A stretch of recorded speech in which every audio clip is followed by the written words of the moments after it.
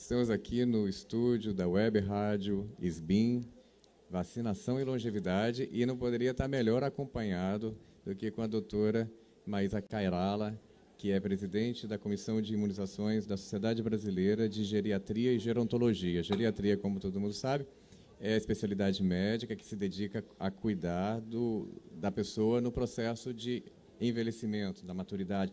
Aliás, é uma coisa que às vezes as pessoas entendem errado, né? Que o cuidado da geriatria começa já nos 60 a mais, né? Mas a geriatria, para envelhecer bem, tem que começar a cuidar antes, né, doutora? Não, é exatamente, Ricardo. Obrigado, agradeço pelo convite, agradeço a SBIM por todo o apoio da imunização a favor da longevidade. A gente entende que vacinação é um dos pilares para a prevenção e para o envelhecimento sustentável. É verdade, a gente precisa poupar para envelhecer bem. Então, a gente brinca, tem a ideia do que eu falo do chegue bem.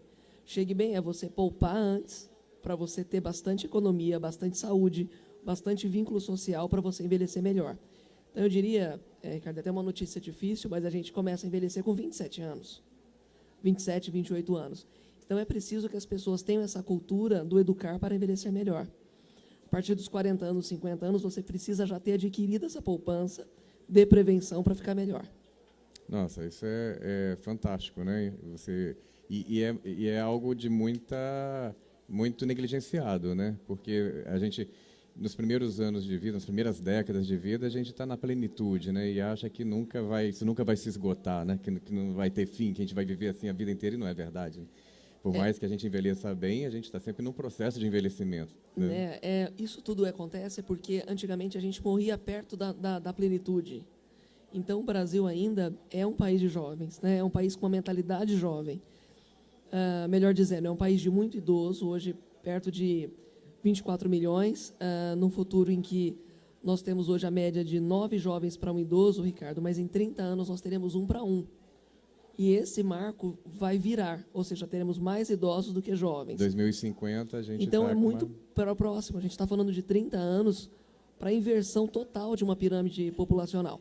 Então, o Brasil ele tem uma consciência de jovem num país de idoso. E é isso que aconteceu. A gente não se preparou por isso. E a gente teve uma característica também de envelhecer muito rápido. Então, 1970 para agora, é pouco tempo para o tamanho, para a velocidade do envelhecimento.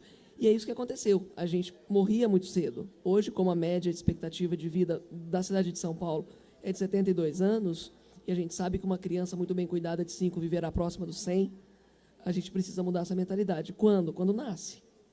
E de que forma que a vacinação ajuda nesse processo? A gente tem uma cultura ainda arraigada de que vacina é coisa de criança, né? Quando você imagina assim, vacinar o adolescente é difícil demais. Quando você fala do adulto mais novo, isso também continua sendo difícil. Agora, imaginar ainda vacinar o idoso, os 60 a mais. Como é que a vacinação é importante para essa qualidade de vida e quais são os desafios? É de extrema importância, como eu disse, é um dos pilares de prevenção para envelhecer melhor. Então, a fórmula do sucesso, porque esse envelhecimento, ele existe, mas ele não está ocorrendo de uma forma saudável. Nós temos a última publicação agora do estudo SAB, da USP, que mostrou exatamente isso, que o Brasil envelheceu, mas não tão bem. E não nos interessa envelhecer sem qualidade de vida. Então, é necessária a prevenção. E, entre outros pilares, a vacinação ela vai de encontro com isso. Então, eu vou te dar 2 exemplos fáceis.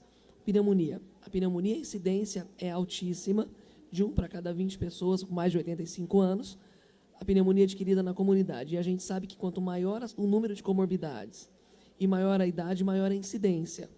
O idoso ele envelhece, ficando mais velho e com mais doenças. Então, quem mais tem pneumonia? O idoso. Então, é muito característica aquela curva U que você falou das crianças. A incidência no jovem e a incidência no idoso. Obviamente, pelos mesmos motivos que nós vacinamos as crianças, mesmo pelo efeito rebanho, que vacina também os idosos, nós precisamos envelhecer vacinando essas pessoas, porque aos 60 anos, ela viverá mais 30, 40 anos. É o mesmo raciocínio. A vacinação, uma pessoa com pneumonia, ela perde muita qualidade de vida. Até tem uma máxima da geriatria que diz que quedas e pneumonia é o grande fator de mortalidade.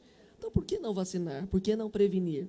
Uma pessoa com pneumonia internada, um idoso internado, ele fica disfuncional. Ele volta de uma maneira muito pior do que ele tinha, porque ele não tem reserva. porque ele perde muito da saúde. Uma outra doença comum é o zoster, que a cada 3 pessoas, uma terá. O herpes zoster. O herpes zoster. E é uma outra doença imunoprevenível. Então, a pergunta é, por que não fazer? E tem uma outra característica que é de extrema importância, que nem sempre você tem condições de vacinar. Então, você tem que vacinar enquanto você pode.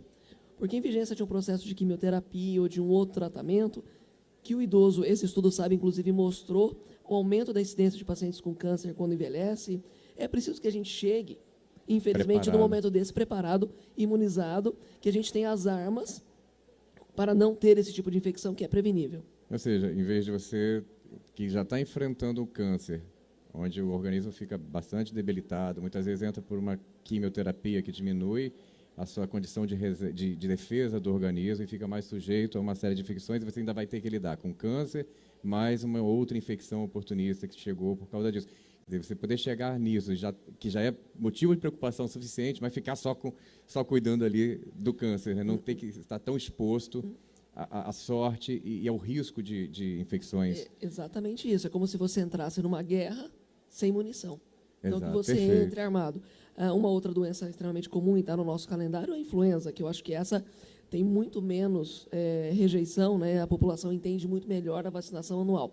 Mas, pelos mesmos motivos, o idoso morre muito mais do que a população não idosa, né? Adulta e não idosa, em vigência de um processo de influenza. Pois é, mas ainda já avançamos muito, mas ainda há uma crença de que a influenza, que é a gripe, né, que essa vacinação acaba provocando a gripe, que o idoso não deve tomar, que isso é para matar idoso. Isso já diminuiu muito, já melhorou muito, mas ainda tem pessoas com essa crença, né, com esse equívoco, né? Existe muito disso, e existe o que eu acredito, e nós, a sociedade, acreditamos, que é o desconhecimento. E aí, Ricardo, tem uma peça-chave que é o encorajador para que isso mude, que é o médico. O médico precisa ser educado para falar de vacinas, indicar e prescrever vacina para esse paciente. Quando nós, médicos, mudarmos essa mentalidade, a população será vacinada. Mas existe, sim, um estigma muito menor, mas ainda aquém da necessidade do envelhecimento populacional brasileiro. Você falou de herpes zoster, que é uma consequência da reativação do vírus varicela zoster, não é isso? Isso. Que é o vírus da catapora. Sim. Essa população idosa hoje, quem já está com 70 e tudo, é de uma geração onde a vacina da catapora não estava disponível ainda quando eles eram crianças. E muito possivelmente, uma boa parte dessa população teve contato com o vírus da catapora, né? E esse vírus pode estar latente no organismo e num processo de queda da defesa imunológica ele se manifestar na forma de herpes zoster. Sim, exatamente assim. Na verdade, não é uma parte da população, é 98%, 98% da população brasileira tem o vírus varicela zoster dormente no organismo. Então, toda essa população tem o risco de que ele acorde e apresente-se, então, de uma maneira diferente, chamado herpes zoster, que é exatamente o vírus da catapora numa manifestação diferente. E qual é o grande problema do zoster? Obviamente que o zoster ele pode causar morte, porque ele pode ser no cérebro, ele pode ter outras complicações, mas ele, por si só, se for de uma forma mais fácil, como no tórax, no abdômen, nas costas, ele causa a neuropatia pós-herpética, que é uma situação, Ricardo, de extrema dor, uma grande piora da qualidade de vida, em que o arsenal terapêutico para controlá-la, por muitas vezes o idoso não pode usar, porque o idoso ele já é comórbido, ele já usa a polifarmácia, ou seja, mais que 3, 4 remédios. E eu estou te falando de mais 3, 4 remédios para o controle da dor. E é uma dor que pode durar de 6 meses a anos. Tem pessoas que sempre lembrarão que teve zoster, porque é uma dor persistente, que é uma dor, uma nevralgia, né? Uma dor no nervo. E essa é a doença zoster, que é mais uma das doenças que fazem parte do nosso calendário vacinal. Você sabe que quando nós lançamos, a SBIM lançou a campanha Vacina e Proteção para Todos, a gente lançou também o site familia.sbim.org.br. E a gente registrou o depoimento de várias pessoas adultas que tiveram doenças imunopreveníveis porque não estavam vacinadas. Uma delas é a dona Virgínia, e ela teve herpes zoster, ela narra exatamente isso que você falou. Ela disse para mim, e ela diz isso, tá no registro dela do vídeo, vale a pena entrar em familia.sbim.org.br, vídeos, e está lá a dona Virgínia. Ela disse o seguinte: meu filho, eu tive câncer e não sofri tanto com câncer quanto eu sofri com a neuralgia pós-herpética. Esse herpes quase me matou. E ela narrou um aspecto que você também tocou, que eu achei extremamente relevante, que é o isolamento que a doença levou por conta da dor extenuante, que eliminava com a vontade dela de sair de casa, de realizar as atividades do cotidiano. Ela era uma senhora, já quando gravou para a gente, ela tinha mais de 70 anos, mas muito ativa. Hoje em dia, as pessoas de 70 anos estão ativas, né? E ela disse que ela teve que parar de dirigir, ela quase não saía de casa. Junto disso veio um estado depressivo, porque junta a dor que se sente, o isolamento que você está passando. E, como você bem colocou, esses processos são de mais difícil recuperação no idoso do que numa pessoa em idade mais jovem. Sim, né? Piora porque o envelhecimento ele é dividido em idosos dependentes e independentes. E quando você passa do status independente para o dependente funcional, como no caso de uma neurologia pós-herpética, que tem a dor como uma situação de alta privação, porque o paciente ele para de fazer as atividades do dia a dia, e isso é péssimo para ele, né? E junto com isso vem a depressão, o distúrbio do sono, que realmente é uma situação, quem teve zoster nunca se esquece. É uma dor que te acompanha, uma dor que a memória da dor ela fica, porque a dor é muito intensa. E essa vacina está indicada a partir de que idade? Bula a partir dos 50 anos, mas certamente a partir dos 60 anos todos deveriam tomá-la. Existe um dado que é o de ocorrência, né, do herpes zoster com a evolução da idade. Parece que acima de 80 anos, a expectativa é de que tantos por cento dos idosos venham a manifestar o herpes zoster. O CDC americano ele fala de 3 para 1, ou seja, a cada 3 pessoas um terá. Mas isso a partir dos 70 anos. Os 70. O que novas pesquisas mostram é que praticamente todos os idosos com 85 anos mais potencialmente podem ter zoster. É impressionante. E tem uma ressalva que é muito importante para todas essas doenças, que são aqueles pacientes que têm diabetes. Para o zoster ele é muito importante. Inclusive tem um estudo populacional feito por mim em São Paulo que mostrou uma prevalência de 5% de zoster na população da cidade de São Paulo, linkada ao diabetes. Então, o diabético ele tem maior risco, assim como para doenças cardiovasculares, as doenças cardiovasculares e as pneumopatias, que são as doenças pulmonares, para a pneumonia e para a influenza. Há um conceito em geriatria, não é da geriatria, é no acompanhamento do ser humano, que é uma expressão, né, imunossenescência. Queria que você explicasse um pouquinho para todo mundo que está nos assistindo o que significa a imunossenescência. É interessante essa sua pergunta. Primeira regra que é importante dizer, as pessoas dizem assim, mas ele já tem 80 anos, ele tem que vacinar, a vacina vai funcionar? Vai. Assim como vai funcionar o colírio, como vai funcionar a pomada e os outros remédios que a pessoa toma. Então, a imunossenescência é o envelhecimento do sistema imunológico. Isso não significa imunodeficiência. Isso é importante que saibam. O idoso ele não é doente, ele não é imunodeficiente, ele é imunossenescente. Assim como ele tem cabelos brancos, diminuição da força, pele com perda de elasticidade, ele também muda a imunossenescência, que começa a ocorrer na casa dos 40 anos também. Então, é bem verdade que a ação das vacinas, imunologicamente, elas são diferentes. É diferente quando você compara o status imunológico pós-vacina de um jovem e de um idoso. Mas isso não significa que ele não deva ser vacinado ou que ela não seja eficaz. Ela é diferente e tem menos potência, mas ela é eficaz também. Então, imunossenescência é o envelhecimento do sistema imune, que é uma forma fisiológica de envelhecer. Todos nós envelhecemos de uma maneira igual, né? Todos os órgãos evoluem, inclusive o sistema imune. A Sociedade Brasileira de Imunizações ela tem um calendário específico de vacinação do idoso, ela elaborou publicações em conjunto com a Sociedade Brasileira de Geriatria e Gerontologia, que vem muito atender essa necessidade de formação do profissional, do médico, do profissional da saúde, que atende esse paciente, né?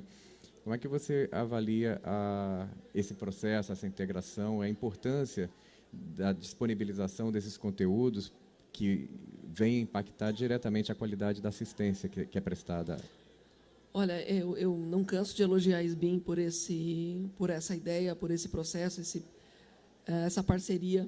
Sabe, Ricardo, aquela história de que sozinhos vamos mais rápido e juntos vamos mais longe, é uma grande verdade nisso, não só em vacinas, mas isso é uma batalha.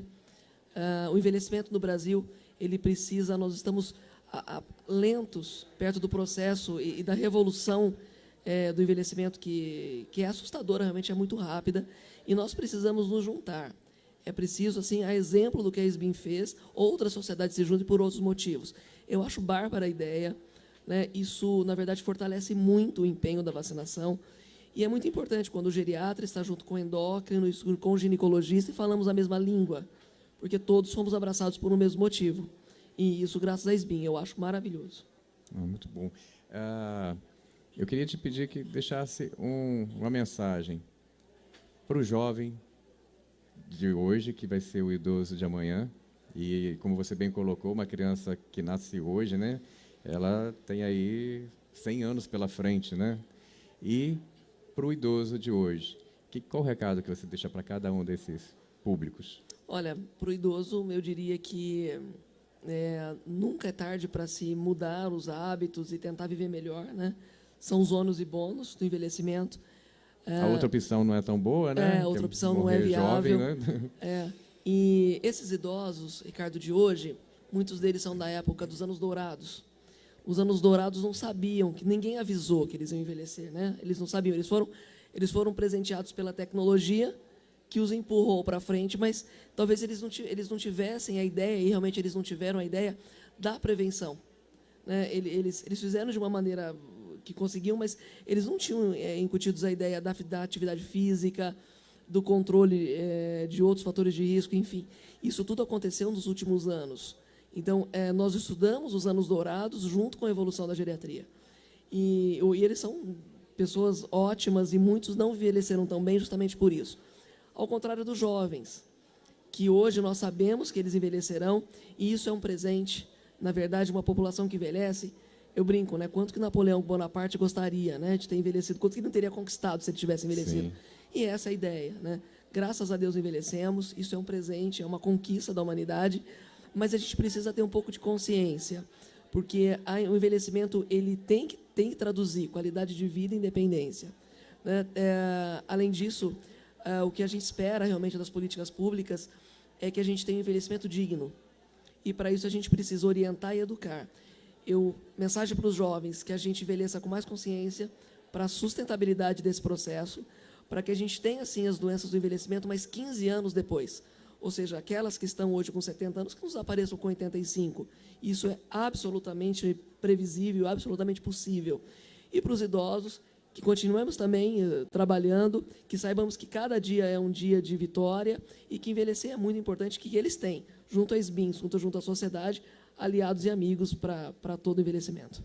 Muito obrigado, doutora. Um prazer recebê-la. Obrigado pelos esclarecimentos. Lembrando, se você tem dúvidas, se você quer saber mais, se você quer cuidar melhor da sua saúde, acessa www.familia.sbim.org.br. Lá você encontra todos os depoimentos que eu citei aqui, cada doença que pode ser prevenida por vacina, cada vacina que previne qual doença, reações adversas, indicações por faixa etária. Continua com dúvida, manda e-mail para a gente, que a SBIM vai ter o maior prazer em responder. Doutora, muito obrigado mais uma vez. Eu que agradeço, Ricardo. Obrigada.